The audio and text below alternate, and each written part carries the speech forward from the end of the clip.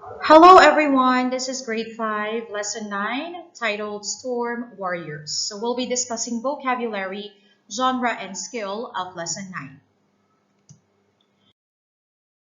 Let's begin with our objectives. First, unlock vocabulary words based on context.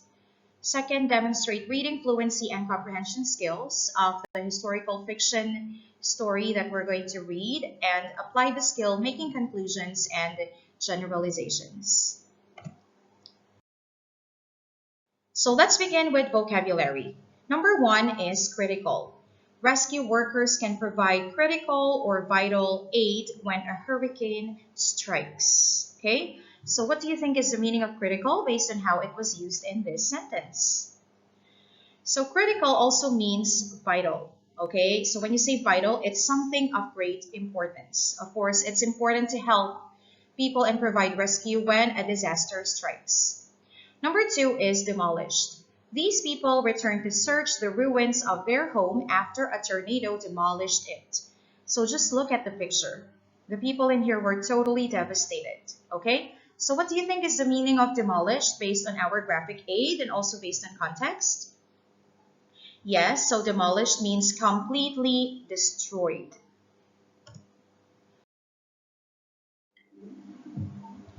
Let's go to number 3, elite. Medals for bravery are given to an elite group of the best and most skilled lifeguards. So for everybody's information, lifeguards are rescuers at sea, okay? And you also see them in water parks and swimming pools to be there and keep the visitors safe and also to save visitors in case of drowning, okay? So elite, as you know from the name of our school, Elite International School, means something that has special skills or qualities that make it the best. Okay? So, best and most skilled. That's what you mean by elite. Number 4 is commotion. Rescue dogs are trained to stay calm in spite of chaos and commotion. Okay? So, chaos, for everyone's info, would be a situation of disorder. Okay, it's anarchy, right? Like for example, when disaster strikes, okay, when there's hurricane, tornado, or a storm, of course you can expect that surroundings would be in a total state of chaos. Okay, but what is the meaning of commotion? So commotion means a lot of noise and confusion that would come in tandem with chaos, of course. Let's go to number 5, bundle. Rescuers bundle or wrap injured skiers in blankets for warmth or to prevent shock. So bundle in here is used as a verb, okay? When you say to bundle up someone, it means to wrap someone up with many layers or to wrap that someone snugly in order to protect them from further injuries or shock, like the injured skier that you see here in the picture. Number 6 is annoyance. During a fire, people who get too close can distract firefighters and cause them annoyance. So this time you can also rely on a root word for you to unlock the meaning of annoyance. Okay, so the root word for annoyance would be annoy. Okay, so if you annoy someone, then you cause disturbance to that someone. Okay, you distract that someone. So annoyance means something that is irritating. So you have to, keep your distance away from people who are doing their efforts to save others from injury or from harm. Make sure that you're not causing any annoyance or disturbance. Number 7 is secured. In mountain rescues, one person is secured to another by safety fasteners. Okay, look at the picture right here. So if ever there's someone with an injury, the rescuer would have to make sure that the injured person is secured, meaning fixed or held firmly in place against him, okay, so that the injured person could be taken to safety. Let's go to number 8, squalling. The squalling of a child can lead rescuers to the frightened, crying victim. Okay, so it would also help them to locate where the victims are, for example, buried in a pile of rubble. Okay, and that would help them pinpoint the locations of people they have to save. Okay, so squalling means loud, harsh cries, usually when you are frightened or when you are in a state of distress. Number 9 is clammy. The protective clothing worn by firefighters can make them feel clammy and damp. Okay? So it's the same as those protective equipment worn by doctors and nurses when they're treating coronavirus. Okay? They're all bundled up, wrapped up in layers, and because of these protective clothing, they would feel clammy. Okay? So clammy means cold, sticky, and damp or moist to the touch. Number 10 is realization. The realization or understanding that rescuers save lives make families proud. Okay, so realization from the root word realize means to understand something or to become aware of something. Now let's go to our target skill. So our target skill is making conclusions and generalizations. Using text evidence to figure out something in a story that isn't directly stated by the author is called drawing a conclusion. So you're familiar with conclusion because you do a lot of science experiments wherein conclusions are warranted. Okay, it's even part of the scientific method, right? So you gather evidences, you test them out, and then you make conclusions. Okay, while a generalization is a broad statement that is true most of the time, it is a type of conclusion. So as we read Storm Warriors, we have to pick out the details the author provides about the rescue crew and the people on a ship called ES Newman. So their actions and words can help us draw conclusions and make generalizations about the story and also about the characters. So which graphic organizer are we going to use to make conclusions?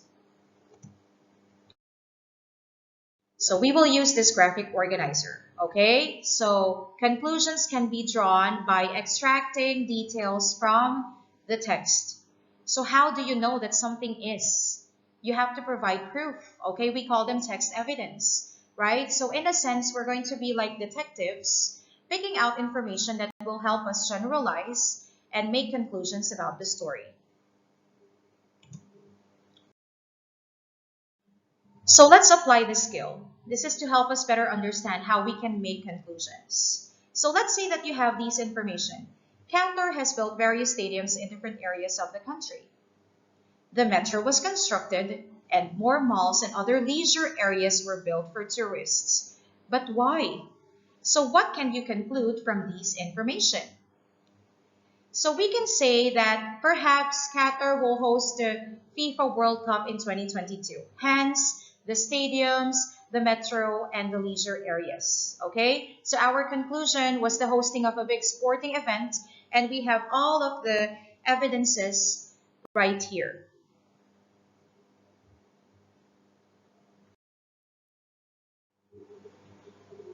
So Storm Warriors is a good example of a historical fiction, which is a story in which characters and events are set in a real period of history, meaning time in the past. So as we read the text, we're going to look for the following features. First, a setting that is a real time and place in the past, and realistic characters and events. So this is where the historical element of this text genre comes from. So real time and real place, and the characters in that story were real characters or might have been real characters that have existed in that point in time. Okay, and last, we have some made up events and details. So this is where the fictional part of this genre comes in. So there might be additional events, embellished events, or an additional character telling that historical narrative in his or her own point of view. So our text is titled Storm Warriors. Okay, author is Eliza Carbone, and the selection was illustrated by James Ransom. Essential question: how can an act of courage reveal a person's true nature? So what is courage? Courage means bravery, okay? Conquering your fear, being strong in the midst of something that you're afraid of. Like, for example, a sea storm. Okay, so Storm Warriors tells about the story of these early lifeguards, okay, back in historical times in US, and how they saved people from a shipwreck in a ship called E.S. Newman. So let's go to our summary. Okay, you still have to read, of course, the entire story. Download the PDF version of our student book from eResources, and you can get the complete details of Storm Warriors. Okay, but for the purposes of discussion, we're going to go through the summary as well. Nathan dreamed of becoming a surfman, a member of an elite crew that worked to rescue people from shipwrecks. He studied medical books and learned critical life-saving skills. A storm nearly demolished a ship. Surfmen, secured only by ropes, swam to rescue the terrified passengers. Nathan had a realization that he could not risk his life like the surfmen. In the commotion, Nathan helped passengers on the shore. Nathan saw the man bring a squalling bundle from the shipwreck, which turned out to be a small boy. Nathan bundled the boy in a blanket to warm him. The man needed to remove cold, clammy clothes from an injured sailor. The mother of the boy rolled her eyes in annoyance when the man acted shy around her. Then Nathan warmed the marine's legs with linseed oil. After the rescue, the captain of the ship thanked the men for saving the passengers' lives. Although we've presented you with this summary, this would not come close to the excitement, okay, and to the thrill of reading the story and all the details, all the action that comes with it, okay? So this is a story of courage, Nathan being your main character, and his decision of whether or not he could be a surfman, and could he risk his life in his attempt to help save these people who were in a state of distress. Check out more in our Journeys 2017 student book and Grab and Go resources, which you can access in our EIS portal. So I'll see you in the next video.